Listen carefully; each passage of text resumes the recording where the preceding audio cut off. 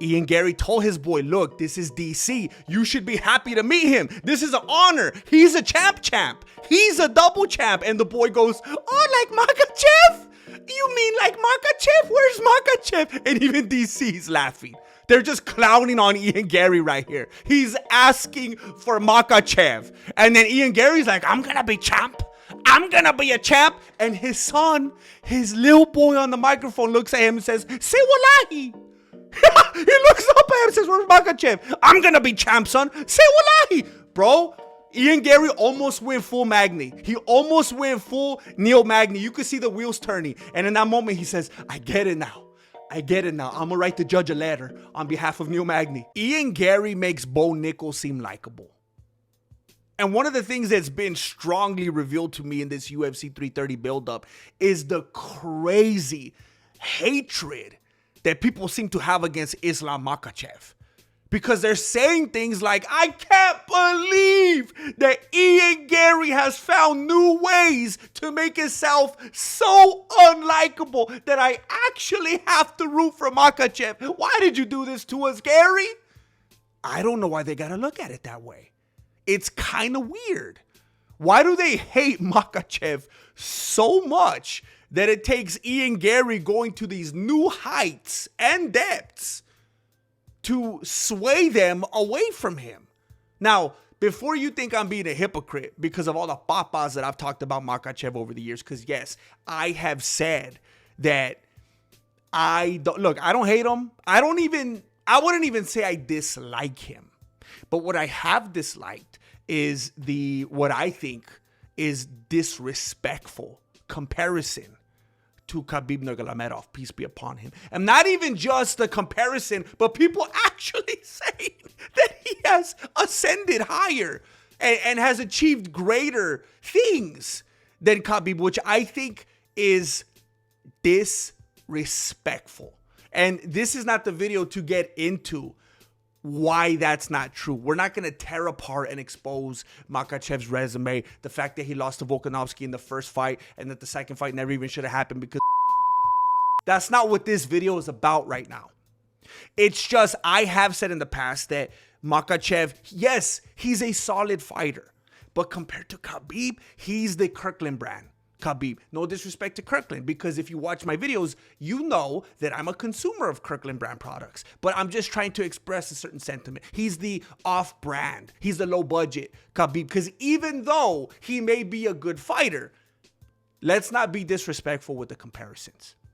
So I just wanted to get that out of the way. I'm not a Makhachev fanboy. I just do think that it's very weird that people have found reasons to hate him so much that it took Ian Garry doing what he did. It's funny, he did like the opposite of what Armin Sarukian was doing with his whole press tour and podcast and interview circuit over the last year. He did like the absolute opposite. And it took that for people to actually find a way to root for Makhachev, which I don't think is fair. And I think one of the biggest reasons that people hate Makhachev, if I have to guess, is they say that he's boring. He makes the sport and the division boring because he never wants to fight, because he's inactive, because he disappears, because he goes to Dagestan for 2-3 years and forgets, I forgot I had a title.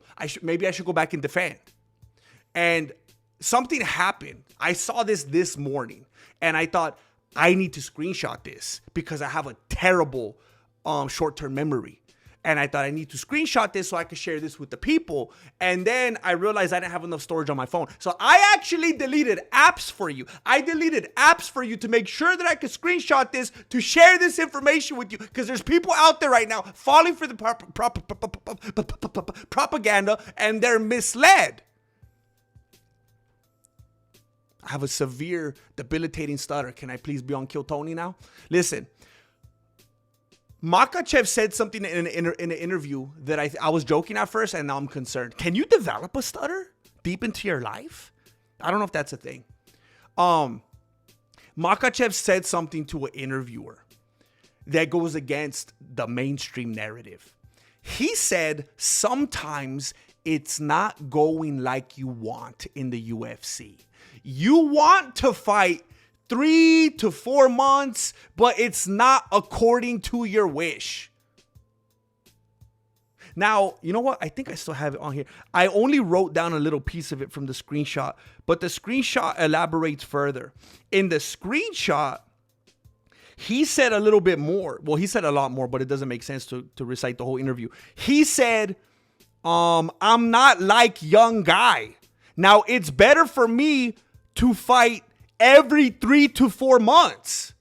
I understand I'm not 28 years old. I'm 34 right now and don't have much time. Sometimes it's not going like you want in the UFC. You want to fight after 3 or 4 months, but it's not according to your wish.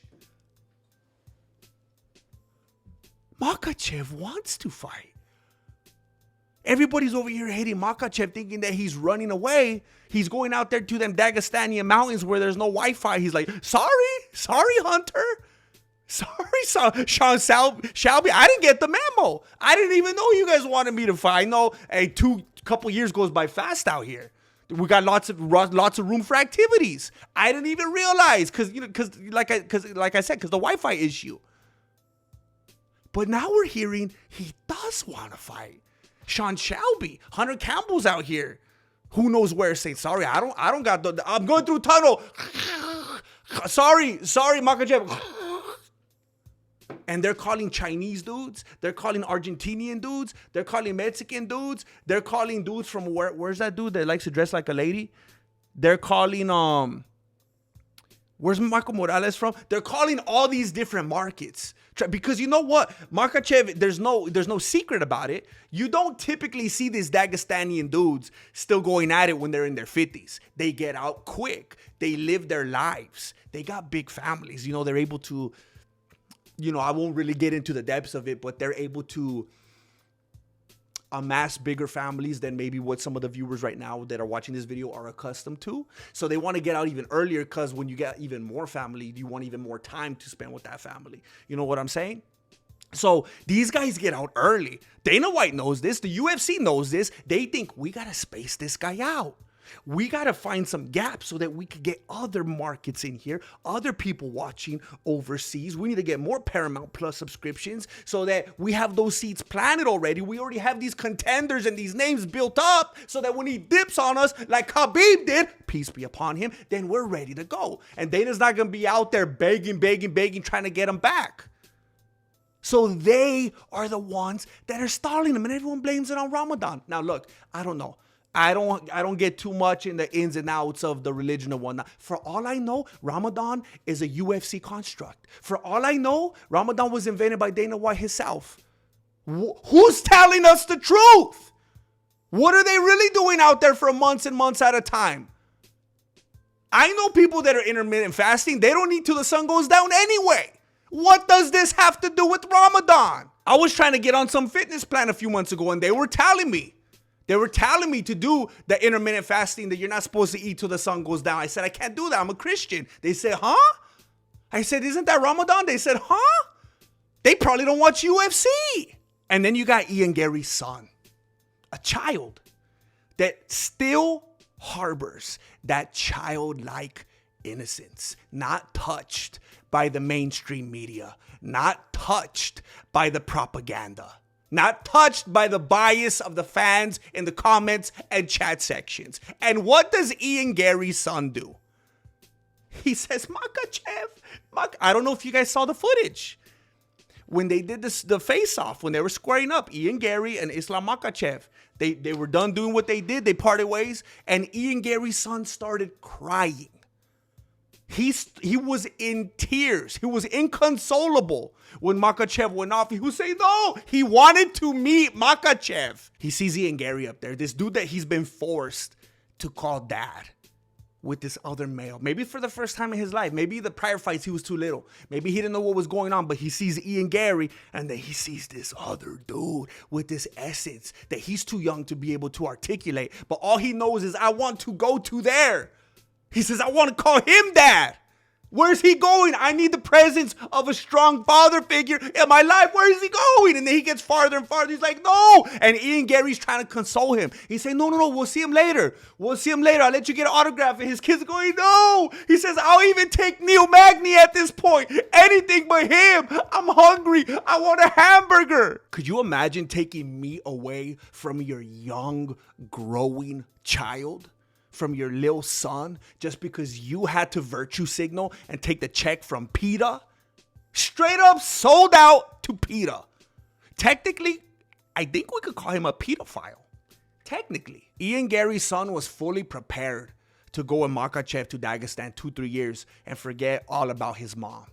And by his mom, I mean Ian Garry. Either he saw Makhachev as finally, potentially a strong father figure in his life, or maybe it's just that Layla has conditioned him to just call every adult male daddy, just in case, just for all keep the possibilities open. But personally, I think he was leaning toward Makhachev, because I don't know if you saw this bit of footage when Ian Garry was gonna get interviewed by DC, by Daniel Comer, his son. Dun, dun, dun, dun, dun. His son beat him to the microphone. His son, I know this sounds like one of the things that I would make up because it seems like a good funny. It's a real thing. His son, dun, dun, dun, dun, dun. He beat him to the microphone and he's trying to tell the whole world, I want Makhachev. He was still talking about Makhachev. Ian Garry told his boy, look, this is DC. You should be happy to meet him. This is an honor. He's a champ. He's a double champ. And the boy goes, oh, like Makhachev? You mean like Makhachev? Where's Makhachev? And even DC's laughing. They're just clowning on Ian Garry right here. He's asking for Makhachev. And then Ian Garry's like, I'm going to be champ. I'm going to be a champ. And his son, his little boy on the microphone looks at him and says, say wallahi. He looks up at him and says, where's Makhachev? I'm going to be champ, son. Say wallahi. Bro, Ian Garry almost went full Magny. He almost went full Neil Magny. You could see the wheels turning. And in that moment, he says, I get it now. I'm going to write the judge a letter on behalf of Neil Magny. Because for the first time, I get it. He almost raised his hand to the boy. Listen, I know I got to give some kind of a prediction, even though it seems silly. It seems like a foregone conclusion, but let's get it out of the way. Makhachev is going to show Ian Garry and make him feel things that he has never, ever felt or experienced before. When you go through his resume, there is nothing that Ian Garry has ever experienced even close to Makhachev. On the other hand, Makhachev has, no, not identical, not 100%, but if we're just for the exercise here, if we're going to compare, Makhachev has absolutely had looks similar to Ian Garry before on multiple occasions. Ian Garry has never had anything even close to Makhachev. And I was watching a couple things before recording this. I watched the Shabbat Shalom Rachmanov fight and the Carlos Prates fight right before this. And Rachmanov took down Garry a couple times in round 4. And the way that went, if that was Makhachev taking Garry down, that fight's over. Garry gets finished. I don't know what you're doing, Rachmanov. I don't know why you... That's not important right now. Prates, in that 5th round, when it looked like he could have finished him, like I'm not trying to call conspiracy theory here. I'm not trying to go in that direction. I'm just saying, if there was a movie of a dude that was throwing a fight and did a bad job of making it look like he didn't finish the guy on purpose, I would say this is the scene, like action. I don't know what Prates was thinking in those final moments. If that was Makhachev in that position, able to ground and pound, he finishes Garry. Garry has not been in there with a dude like Makhachev. Makhachev has been in there with dudes like Garry. Something that I also think you got to consider, and I know a lot of people think this is foolish, but mindset is so important, if not the most important thing. Garry, he can lose this fight. and he'll be okay. It's kind of a like Adesanya, like, that'll be great kind of a situation where it's such a monumental thing that even if he loses, he could kind of find a way to justify it in his mind and not really lose any kind of standing. Also, being asphyxiated by another full-grown man on a Saturday night, that's just muscle memory for Ian Garry. That's on brand for Ian Garry. Makhachev can't lose this fight. This ain't like Makhachev losing to like Usman or Gaethje or something like that.